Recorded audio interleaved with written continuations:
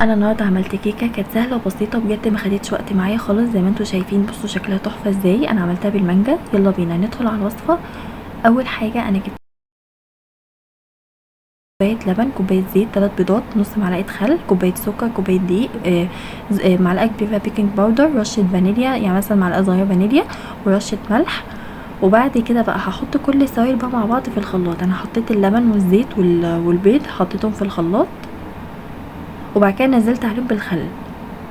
هنزل بقى بالسكر واضربهم بقى كويس قوي لحد ما السكر يدوب معايا.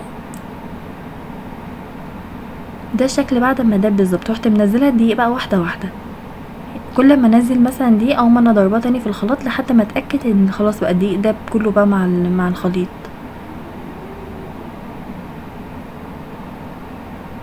انا هنا حسيت ان القوام كان سائل شويه فزودت شويه دقيق كمان.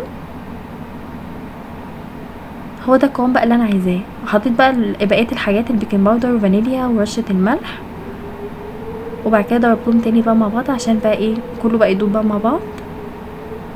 هجيب بقى بعد كده صينيه او بايركس وحطيت عليها رشه زيت وهدهنها كويس قوي. بعد كده بقى نزلت بقى الخليط بقى بتاع الكيك اللي انا عملته. طبعا انا مولعه الفرن على اعلى درجه حراره. اول ما ادخل الكيك على طول هقوم انا موطيه النار علشان ايه تستوي براحتها. دلوقتي بقى انا بعمل كريم شانتيه. حطيت الكريم شانتيه وبعد كده حطيت كوبايه لبن، وهفضل بقى اعملها بقى مع بعض كده لحد ما ايه اما الاقي القوام بتاع الكريم شانتيه تقل معايا.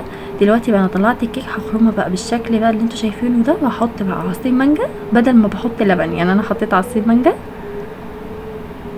وبعد كده حطيت الكريم شانتيه، وبعد كده هحط بقى المانجا. صدقوني كانت طعمها حلو قوي، وبجد كانت طعمها تحفه، وبجد هتعجب قوي الاطفال. ولو عجبكم الفيديو ما تنسوش تعملوا لايك وسبسكرايب. شكرا قوي، انا متابعتكم.